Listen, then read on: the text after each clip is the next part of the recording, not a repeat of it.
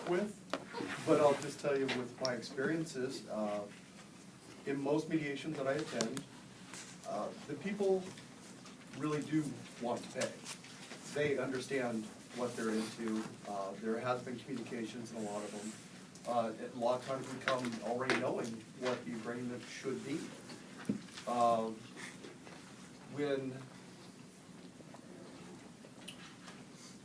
When I'm in a mediation, I think the most helpful thing, if I were to address the mediators, is when we just give our presentation of this is why we're here, and the other side goes with the nods and stuff, and then the two parties actually just kind of talk and come up to a mutual agreement.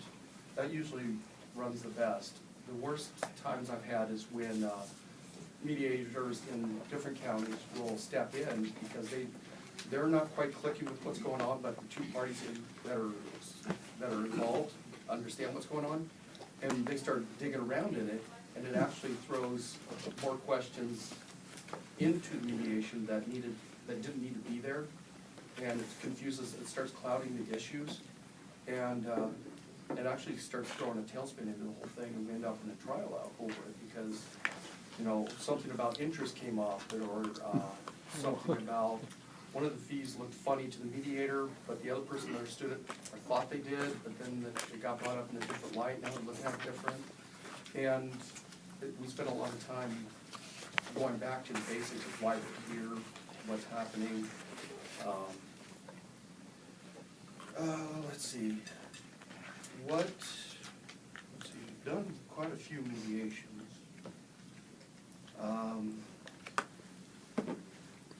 I guess, like I said, a lot of times we all go in knowing what we want. And I know for my company, we do a lot of assigned debt. We don't actually own it. I have full settlement authority on all the debt, but the clients look to me to get the best recovery for them. And in their eyes, in a lot of minor medical, the services are rendered, the amounts are owed. And so reducing those, if I'm going to be doing it, I need to come back with a really good reason of why we're reducing what we're doing. I have found myself in mediations where I wish I'd never been in the situation. We never should sue. And in that case, I have a staff that actually would be attending here. They call me and say, hey, I got in here, I just found out this guy's walking around with a heart monitor, he's got oxygen, and 3 people behind him in case he falls. Well, why are we here? This isn't something that needs to be sued. Let's get out of this. And I have no problem making arrangements on something like that. But in most cases, we do a lot of due diligence prior to filing the case. And when we do, it's because there are means to make payments towards it. And a lot of times that's all they're looking for. They think they owe everything at once. And we're more than willing to take payments towards the debt that's owed. And there's just big misconceptions on both sides, I guess, going into it initially. And about 3 to 5 minutes, so I'm going to pass it on. Well, I agree with, my name is Marty Repito. I'm with Asset Systems, Asset Recovery Group Incorporated. I agree with Derek and everything that he's just said. I'm going to jump a little bit deeper. I want to go to the bigger picture. In the state of Oregon, as of the 2013, there in medical debt alone is $527 million that need to be collected. Those monies, out of those monies, according to the state of Oregon, $428 million was returned to the providers that provided the debt, the services that caused the debt.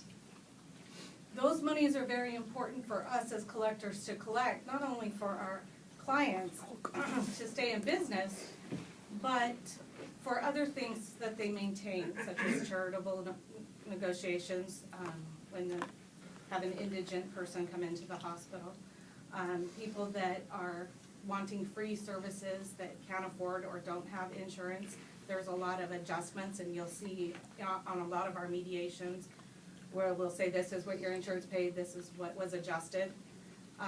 So collections is very important to keep and maintain the hospital statuses. So I think that's an important thing to bring up, not just what we do in mediation, but a little bit deeper as to why it is so important and why we try so hard to get ththose funds for our clients. We all want Willamette Falls Hospital to be open. In your community, it's the closest hospital.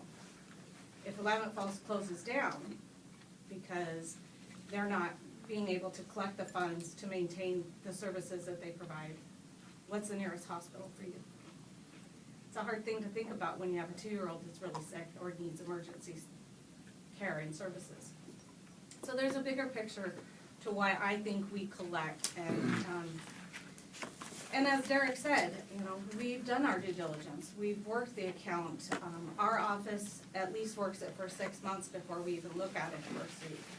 On top of the fact that most of our clients bill out 90 to 120 days before it ever even sees a collection agency. So it's being worked by the hospital, it's being worked by our collectors before it ever hits a legal department to review it. So by the time I get it, and I am the only, and I've said this before, the only one in our company that represents us, so I see a lot of different cases, and I have done several different cases where, like Derek said, you know, should we have sued that? Maybe not. You know, I had one just the other day where it was an elder lady for a deceased husband's debt. I hate those ones. I hate them. But were services rendered? Does the hospital deserve to be paid for the services rendered to that family? The answer is yes. And so I have to put aside my feelings, my personal feelings of how I would feel if that were my family, and say the hospital is deserving of services rendered. And I think it's important to say that we are all people. We all have life circumstances. We've all been in some of these people's positions with foreclosures, with deceased family members. But the bottom line is we have to put that aside. We have to take our emotions, and it's very hard for me, and some of you know this that have mediated with me. It's very hard for me sometimes to pull back my emotional side and say, but the debt is owed. The debt is owed, and I can't stress that enough, because it is a difficult thing for all of us to do at times, because we're human. So I want you to see the bigger picture. I want you to see that we are human, but the bigger picture is that we want the hospitals to be able to be open for our families and for yours. I'm Karen Butler. I work for Medco. I'm the foreclosure counselor here. And I want to talk not so much about foreclosure though, but kind of about the emotions and what happens to people. Normally, people don't take on debt with the intention of not paying it back. Now, of course, there are deadbeats who have never met a debt they intended to pay. I had one at a 10. So, I know they're out there. But most people who fail to pay their bills fall into the category of being ignorant or uneducated about handling their finances, or they have a major hardship that knocked them for a loop. Frequently, people get into debt with a desire to repay, but they don't have the means. They need a car, so they go and they buy a car on credit, or they have a credit card and they run it up, but they don't have the ability to handle this debt right from the start. They're living on hope and unrealistic expectations. And I've met everybody that I'm talking about here. So what happens to people who can't pay their bills? Well, they don't sleep well, for the most part. They have a lot of worry, a lot of stress, and they are scared. They are very scared. Not only are they scared about providing food, utilities, a roof over their heads today, they're worried about the future, and they don't know what to do about it. So some people trim their spending when times are tight, but there are a lot of people who don't. And they think that if they don't think about it, it's gonna magically go away. And so they don't know what to do, or they think, well, this little bit that I can trim isn't going to make a difference. Well, of course it will with the people that take small payments, you know, but they're not thinking that way. They're thinking, yeah, it's all or nothing. Or they believe that things are going to get better and then they'll pay everything back. Many self-employed people live that way. I got a client, well, we just closed out his case, but that's the way he lives. When work comes in, he pays his bills, and then the work isn't in for a few months, and so they start stacking up. Well, mostly it has worked out for him, except when the recession hit. You know, he doesn't have good credit, but, you know, at least he was able to keep his bills paid. But then the recession hit and, you know, things fell apart. Some people are just paralyzed. They don't know where to begin. They don't know what to do. Medical issues, even when they come up, either for the borrower or for a family member, that can cause problems because the borrower may be unable to cope physically or mentally if it was their issue, or they're so dealing with a family member that they can't cope and figure out the bills. And I think we all know that, okay, one doctor bill, that's pretty easy.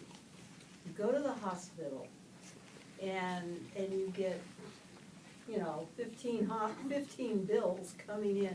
If you have insurance, okay, what is insurance gonna pay? Is there gonna be something left over? What if you have a slow pay insurance company? I've been there, and it is kind of like, well, how long are they gonna wait? You know, do I have to come up with the money? And then what happens when the insurance company does eventually pay, if you've already paid? Trying to read the bills, trying to figure out if they're even accurate, it takes a lot. It takes somebody that really has a head for numbers and, you know, is very, very, can be very accurate. Then the average person would rather have a root canal than handle their finances. I mean, that's what we run into, you know. They don't want to deal with money, and this is all levels of income. You know, the more income, you just have more money that you don't handle well. You know, the lower income doesn't handle a little bit well, the higher income doesn't handle a lot well. By the time an account gets to collections, or in, you know, the case of what I do in foreclosure, a lot of people, they just stopped answering the phone, they stop answering the calls. Caller ID is so nice. Back in the old days, in the 80s, when I was personally going through it, you had to answer the telephone, and, you know, it wasn't always fun. And eventually, everybody got paid, but, you know, when you're self-employed and you don't know when it's coming in, and it's a recession, you know, not an easy time. If the consumer has been yelled at, called names, lied to, threatened, and I don't know about, you know, people here, but I do know that happens. And they start to get angry. And by the time you've got somebody that's angry, by gosh, they're not gonna pay. You know, it's not my fault, it's their fault. And, you know, they're frustrated, they're angry, and, I mean, I have people blaming the bank for their situation because the bank has treated them so poorly, being rude to them, losing their information, making them provide the same documents over and over, dragging the thing out, you know, just not handling things well, so the people start to get angry. It's not justifiable, but that's how they are, and then they feel like, well, they're not gonna pay their bill. So, my feeling is that, even though you can be hard-nosed, that if you try to work with the people and understand their situation, you're gonna get, and recognize that most people don't handle money well. That you can start to get somewhere and get paid, because I do believe that the people should pay. You hear it? My name's Mary Salazar, I'm with Columbia Collection Services. I basically agree with whatever everybody had to say, which is why they started on that side. So that by the time it came to me, all the important stuff was said. I just want to touch on just a few things that may have been missed. Marty touched a little bit on insurance, those types of things. She is correct. We collect for Providence. By the time Providence sends us our accounts, they're generally 6 to 8 months out. They've already billed, financial assistance has already been gone through, insurance has already been billed and things like that before we actually even see the account. And then there are numerous things that we have to do also prior to our legal department even looking at them. Phone calls need to be made, letters need to be sent, things like that. So we've generally are probably out almost a year before we even see the inside of a mediation room. Just through negotiations on the phone with them, different kinds of things that we have them send. A lot of our payment arrangements we do out of necessity for the person who we've sued. But it also does have a lot to do with policies and things like that. I'm not higher up like them. I still answer to people back at the office. So there are, and so do my people. So when my people come in here, there are policies that they're required to follow, but we also don't like to give the person who we come in to contact with any kind of false hope.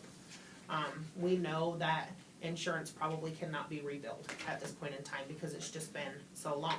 We know that financial aid is probably not going to be granted because of the situation that we're already in. And so offering those types of things to people when we're sitting in mediation, we feel gives them a false hope. And like Marty said, we are people. You know, they do tug at our heartstrings, but we have to set all of that aside because at the end of the day, we have families that we're supporting as well. And so we follow the guidelines and policies that our different companies put before us.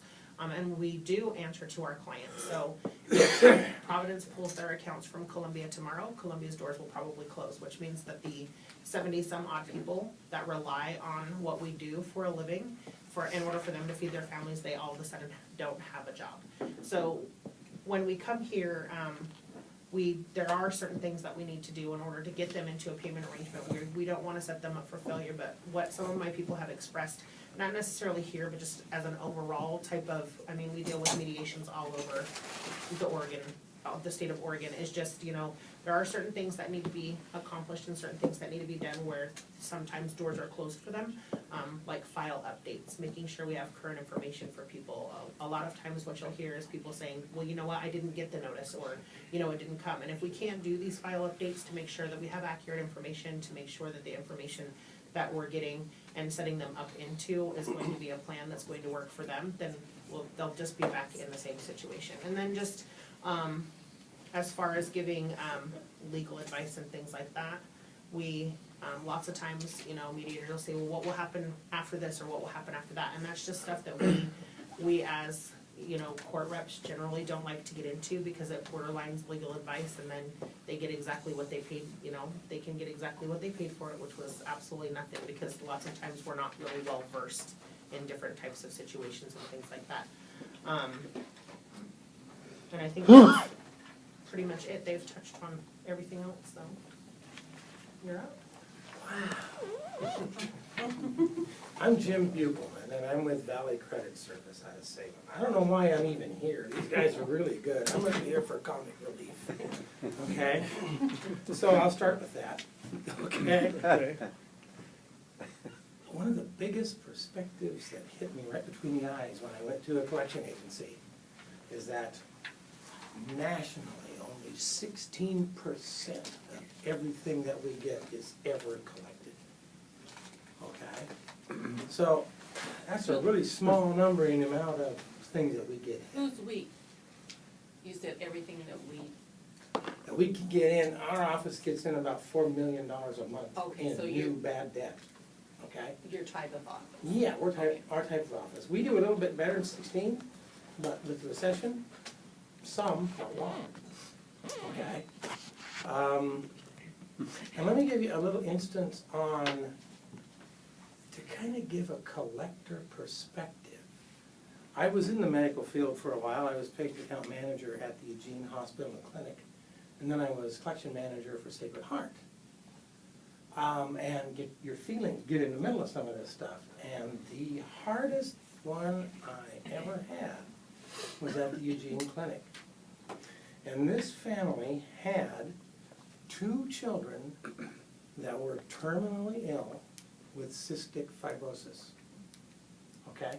You know that they were going to die. Okay? And yet, these people would do everything they could to beat me out of $1.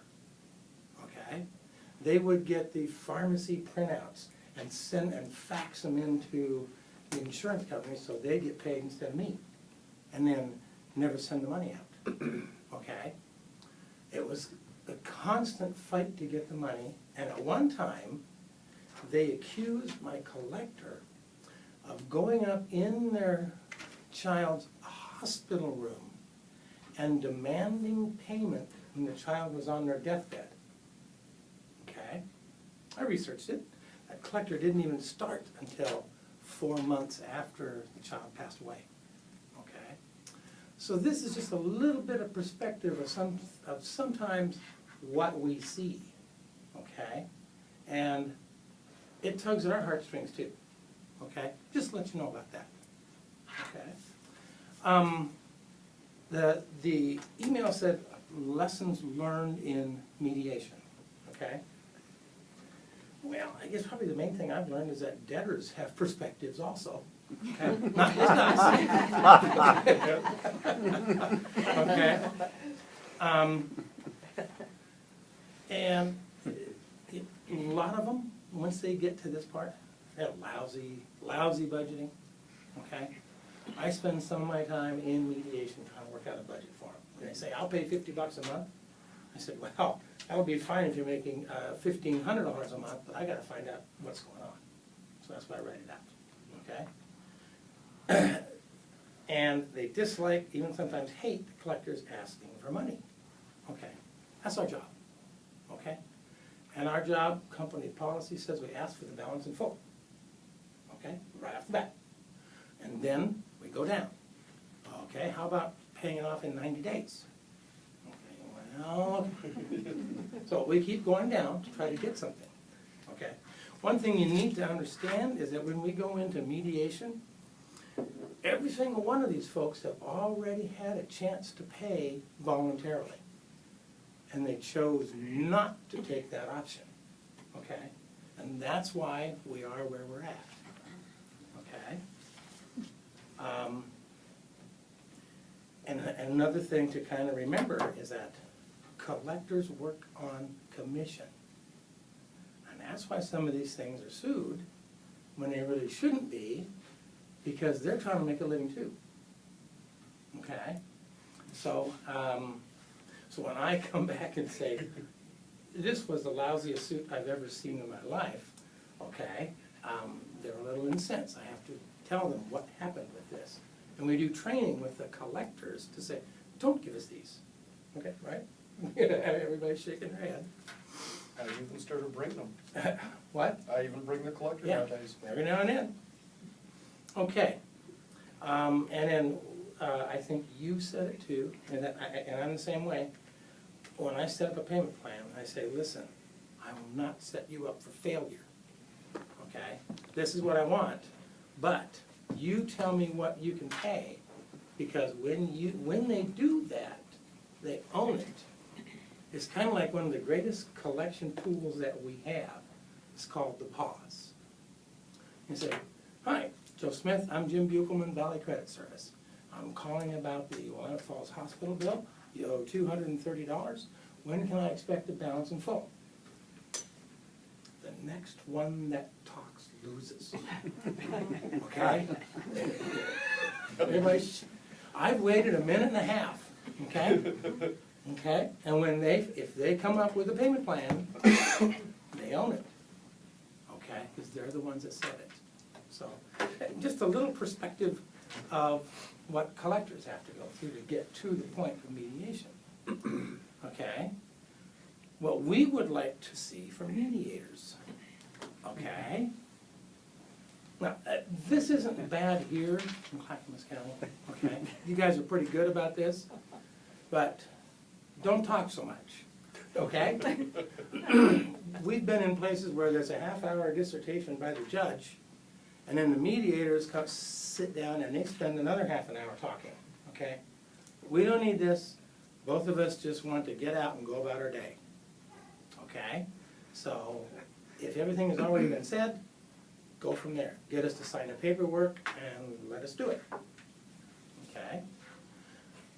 Another thing that I asked my folks and they said, keep your empathy in check, okay?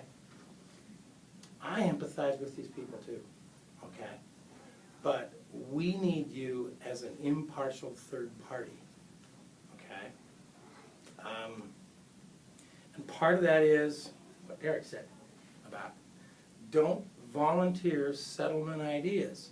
We've been in the middle of writing this thing up with a payment plan, and the mediator says, well, you know, they're usually really good on negotiating interest and court costs. You know, he could just pay their own. And, you know, I had this thing done. We expend money on accounts, okay? We don't own the accounts, we only get a portion of the account. If it's a $100 account, we just get a small portion of that when we collect it, okay? We try to pay for the people that come into court with our interest and reimbursing our court costs, okay? And then, remember, we may keep talking because we go by the adage that no is always negotiable.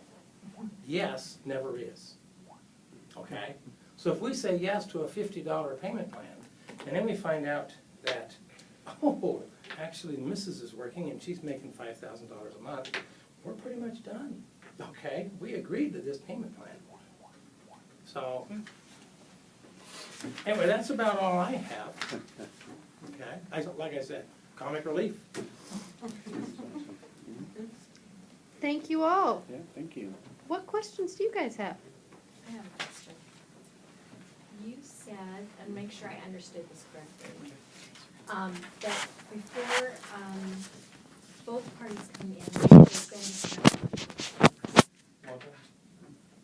do those discussions ever get to the point of payment plans? I'm trying to get an idea of, because what happens when I'm in a mediation is I almost always get the sense that this is the first time there's really been any serious communication. Recent The conversation. quickest way, when I personally do it, I will lead off with, we've already spoken, before we even get into giving you guys the idea of what we're here about. Uh-huh. I'll just say, we've already spoken. A lot of people call after being served. How do I stop this? Well, at this point, there really is no way to stop this. We can enter into an arrangement for payments. I'm still gonna try to get my judgment. But if you wanna make payments to avoid a garnishment or future actions, you know, we can enter into something like that. And then they'll say, well, I read the paperwork, it says I can file an answer. So they'll file an answer, but in the meantime, we've already talked, and then, you know, $75 a month or whatever has already been agreed upon. Okay. And that's a lot with, I think, all collection I was gonna agencies, say is that that's- once they get served, they'll generally, if they're interested, and that's how you can tell an interested party from a disinterested party. Most of the time, you guys will only see interested parties, because disinterested parties, they don't file answers. They don't contact our office, and we take care of it through wage garnishments. Interested parties will generally call, and so somebody in the office has already had contact with them. Somebody has already tried to update their file. Somebody has already tried to offer them payment arrangements. Somebody has already told them, this is what I can offer you at this point in time. And like he said, it generally is going to be, we are still gonna ask for our judgment, but we'll let you make payments towards the judgment. And then some people just don't want the judgment, which is why they file the answer, and then that's when they come in. Well, why And so, don't you accept the payment without a judgment? I don't understand. because once we file, we're on time constraints for the courts. Lots of times we have a lot of money invested in already filing, having our process servers go out and serve them. And if we just allow it to dismiss, then we have to start it again if it fails. So if we accept, say we say, okay, great, you're gonna pay $100 a month, and the case dismisses and they make 3 payments of $100 per month, there's nothing for us to fall back on. At the 4th month, when they don't make their payment, we have to start all over again, which causes additional fees, additional everything. And a lot of the folks in mediation that we have are notorious for not making their payments. Yeah. We get a mediated agreement, and 2 months later, we're filing an affidavit I'm of not non-compliance. complaining. And a lot of times in our office, just as Jim has said, they've already had payment arrangements with our collectors. We've already done the whole payment arrangement and they've defaulted the payment arrangements. We in our office give them an opportunity to then reset that payment arrangement before, again, they default, and then it comes to the legal department. So by the time it gets here, we're not, our office and my guidelines are not to accept that small little payment that we did before. They already defaulted that, that opportunity's now gone. We need a quick resolve because these people aren't going to keep it. So So what- it's quicker. So what's the length, how long will you let people set up a payment plan? A year, 2 years? I will usually ask for 6 months. My minimum that unless they can show me otherwise, 6 months, So- once it gets to a mediated So standpoint. if you accepted a small payment that might have gone longer than 6 months, when you get to mediation, you only will accept a bigger payment Correct. for a shorter period of time that's Right. probably, based on what you've said, even more likely to be defaulted. It's possible, but again, my job isn't at that point to be too concerned about the consumer at this point. My concern is to collect it for the hospitals. And the reason that, and that sounds really harsh, but the reason for that is it's already been 3 years down the road. They've already gone through all the processes that we've explained. And given so that they've already defaulted a small payment arrangement, if they're not gonna make that payment, I have to assume that they're gonna take it serious enough that if they don't pay this larger payment and give up something in a short period of time, we're gonna end up with the default and garnishment anyways. And that's harsh, but it's true. Each of you handles the length of time differently, I do know that. Oh, yeah. So some of you are really more willing to stretch it out and get what you eventually can get, and then others want it really in a more condensed period of time. I mean, you all want it in a shorter period of time, but. I think lots of times it just also depends on the financial situation of the person. So when you're Absolutely. dealing with $3,000 worth of debt and a person who makes $1,000 per month, you're going to obviously take what you can get. When you're dealing with somebody who you know is not garnishable, who for some reason made it through all of your screening processes that you have in place, and then you get the Social Security or the workman's comp or the unemployment because it happens, even all the security options that you put in place to make sure that doesn't happen, you're gonna obviously be more willing to make a smaller payment arrangement than you are with the person who owes $3,000 and brings home $4,500 a month. You're gonna look at what you could recoup if you don't work out anything and it goes straight to garnishment, and you're probably going to figure out what that garnishment would be and ask for that amount to be paid. I don't really see what you guys are saying though, in the actual mediations that we're doing. I don't really see people or you mentioning that they've defaulted on a plan already. I've never really heard that come up. So I have Yeah. the feeling lots of times that people don't understand when they come here, and this is some of them, I'm sure that, you know, you've got your group that travels around with you, but, She's looking right at me, why? I'm just Coming with your saying, entourage every week? there's people, no, I meant there's people that, you know, do these kinds of things and that's how they live routinely. So they travel around like you. But, a lot of, people come in seemingly unaware, you know, that they aren't going to be asked to pay the entire amount. They think that that's what they're up against when they get here. And, you know, it always kind of seems like everybody knows you're gonna get to a payment arrangement, but them. And it's like they, you know, they're digging their heels in a little bit because they know they can't pay that full amount. And I just think, you know, FYI, I think that's the wrong foot to get started on with what I see. It just doesn't really set them up for understanding the process and being prepared to, you know, do something positive about it. That's just kind of my 2 cents on it. But Does that mean, are you talking about the payment in full request prior to a suit being filed? when they get here for mediation, a lot of people are really concerned and nervous and upset because they think when they get here that they are gonna be expected to pay that debt in full. Today. Either today or ASAP, you know, sometime in the very near future, you know, like within a week or whatever.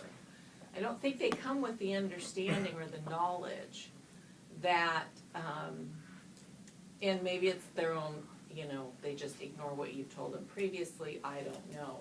But they don't seem to come with the knowledge that, they can set up a payment arrangement. You know, until it's mentioned in the room. It seems like about 25% of people are coming into mediation just so that they can complain about the agency and the collector. Oh, I think that's true. Oh, yeah. Oh, yeah. Oh, yeah. I think I they don't, try. I don't ever hear that. Really? Almost never, no, I really don't. I think they try. In the room? Yeah. Oh, yeah. Oh, yeah. Oh, I don't hear that. Oh, you're being serious? I wanted you Yeah, guys to yeah, be aware yeah. too, that not only do we all try, and I'm gonna kind of spread my wings here, we try to set up payments, but I'm assuming everybody else does too, because that's what we're in the business to do. We're not in the business to sue everybody that comes across our desk. We're in the business to collect money. Suing costs us money, so it's not our first choice to do it that way. But everybody, according to the FDCPA, is validated. The minute an account comes to a collection agency, a letter is automatically computerized sent from our office. We use an outsourcing mailing system that does all of our mail outs. Soon as it is uploaded into our system, a mailing is sent. So they are notified the moment, the date that letter comes, or that collection comes in, a letter is sent to them. So the says- fact that they don't It get says that it, you've entered a collection agency, and here's the Yeah. collection agency information. cause you always hear, you know, I never heard Yeah. a thing about this until all of a sudden. What I will we're tell you going is, forward. is according to the FDCPA, the rules are very strict as to how the letters are supposed to go out. Well, from you, yes. No, but from all from collection everybody. agencies. No, Okay, so no. can you guys define FDCPA for our mediators? FDCPA is our Federal Debt Collection Practices Act. All collectors follow it. There's stiff penalties and fines. For every one violation that you do can cost the company $1,000 each time you do it. And so they govern, I mean, the font your letters have to be in, how far from the top your name can be from, you know, how big your margins need to be around your letter, what the letter needs to contain, what you can say, what you can't say. And so for our company, I know, just like Marty's company, we send a letter out and the account is not touched I think during the first during 30 the first days 30 because days. that's their validation period. That's the time they have to call and say, hey, I don't agree with this. Hey, what can I do with this? Right. And we don't touch it until then. Yeah, they So- don't, I'm not saying that they're complaining that they don't get it from you. I'm saying they're complaining that they don't know anything about the debt from the provider. You know, either the bills didn't catch up with them, or, you know, I've never seen this before, or I, you know, tried to call them and nobody said. Keep We're this in all mind. raring to answer this one. Yeah, Everyone that you're seeing has been served. Someone's been to their home well, no, with I the mean, document showing. She's what the talking transaction prior. was. I'm talking prior. Prior But to the majority of us at the the table document. collect medical debt, and they Right. know that they went to the hospital. But yes, they know that they went to the hospital. well, But sometimes, there's al- we've had those, you Or know, their I was child. gonna step or- family But there's a lot of cases confusion where, over you know. what the insurance company provided. There's always this sort of, But you're Jim, looking at this ledger, also, yeah, you've done a lot of my Right. mediations, and you do a great job, by the way. thanks. It's that insurance is a consumer responsibility to Right. follow through with. And I remember that, And I tell people that in mediation, if you have an insurance issue, follow through with your insurance company. You um, I'm know, gonna facilitate a little bit, I wanna Okay. make sure that we all have a chance to. yes, I know, Chris, can I get you something? Let me facilitate a little bit on our side of the table, please. So Chris has had his hand up for a while, so Oh, sorry. I wanna make sure that everybody has a chance to talk, and I'll try to do the same. I'll just knock him But off I, his but I chair know next that Chris time. has had his hand up. I actually have cobwebs. You should have bashed me, I didn't even see you. You're just out of the way. Well, kind of related to what you said, part of it, I mean, it seems like a lot of people that come in at this point, you know, people do go into sort of avoidance contingency. I mean, that's Yeah. just, it's self-preservation, whether it works or not, you know. But also it seems like, you know, different collections agencies have sort of different criteria for, because sometimes you come in and people are totally willing to have a negotiation about how big the payment plan is. We had one in particular, a hospital that said, absolutely not, that's it, we're not gonna do anything, there's no negotiation. So I think it's hard to know who is gonna do what. And also, you know, different people, like I said, have different, this one guy, he had no way to pay this thing at all, except to pay a little teeny bit at a time. And they said, no, if you're gonna do that, you have to pay a whole bunch out front, then you can pay it off, which was the opposite of what he could actually do. And so they decided not to settle and go to court, even though he knew he probably wasn't gonna win anyway. So I mean, it's really difficult, because every case is different, and Every company's different. we've talked about, you know, the perspective, your guys' perspective. Sometimes it's hard to, and your use of empathy was interesting, because it's hard to be empathetic sometimes to what seems to be monolithic. You know, it's like, you know. So a response over here, and then we've Yes, got another. and sorry for. Take your time. Do we vote on this? Take your time, Chris. I know Do you need a for mediator? if I were to hold strong to a position, it's because I've researched the assets involved prior, and I know what I'm hearing is untrue. Yes. And so I'm not going to start budging because he wants a deal. I want to recover what I can from my client, knowing he does have the means. For instance, he may have applied for financial assistance, and they found out he had 2 rental homes that he chose not to refinance to pay the heart transplant he had or something.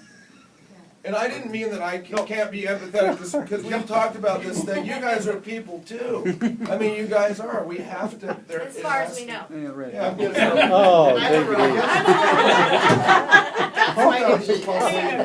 The most ignorant people in the room Tough. of what the circumstances are. Oh, sure. I'm yeah, offended we're by that. blind, I'm yeah. absolutely not What does that familiar. mean? That's No, what you should say. I understand. Like, he knows David, what you're he's having got such a hard time facilitating. They're still talking. Yeah, you gotta let that go. Yeah. He's interrupting. Yeah.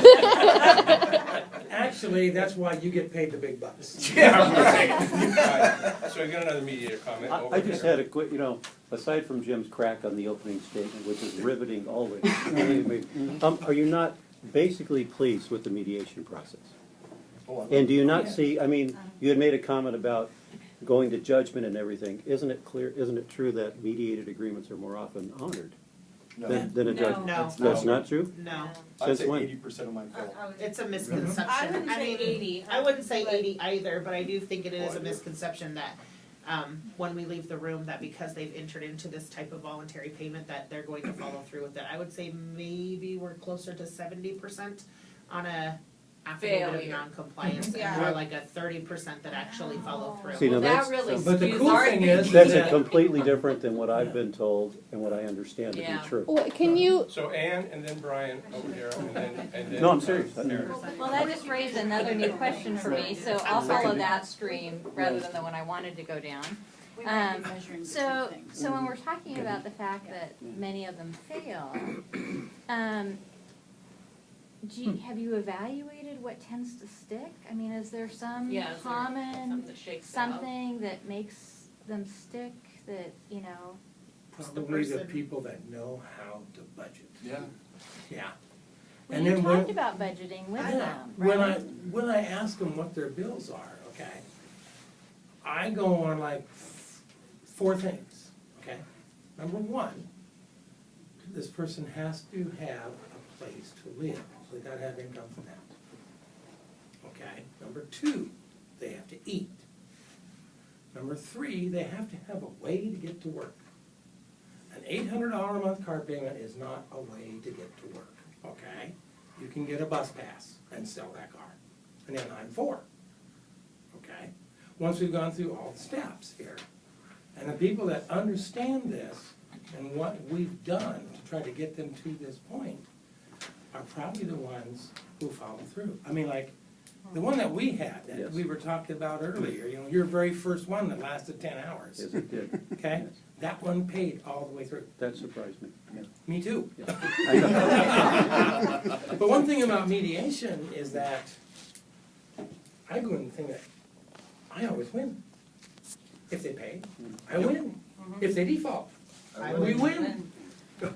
And- Mediation's a win-win for us. Well, what about So Brian is next, Mhm. and then, Then Aaron. Aaron? And then anybody but Chris. And anybody, I may try to sneak in 2 here just to. I wanted to do a follow-up. Right, okay, well. No, it's okay. No, that's okay. So I just wanted have- to, I guess maybe I'd ask the question a little bit differently. You say that maybe a majority of the mediated agreements fail. Is the overall collection rate of mediated agreements higher than non? Do you think, so it isn't at that point? I would say if I look at our company statistics, we have probably about 40% of our accounts are collected prior to legal happening. And then once legal happens, in the other 60%, I would say about 75% of it is collected through wage garnishments, bank garnishments, liens and levies of different And things. that's after mediation or before? That's Straight through judgment? strictly Yeah. period all. And of the We're pretty 25% close to that, those percentages as well. Yeah. 37% of our collections is legal collections. Of that, probably 15 is through mediations. And they're closer to 45. Well, I was gonna say, what's the, yeah. what's the payment percentage after the judge, files the judgment then? I mean, if they don't have something you can garnish or blah, blah, blah, how successful is We don't getting- have those accounts. Okay. We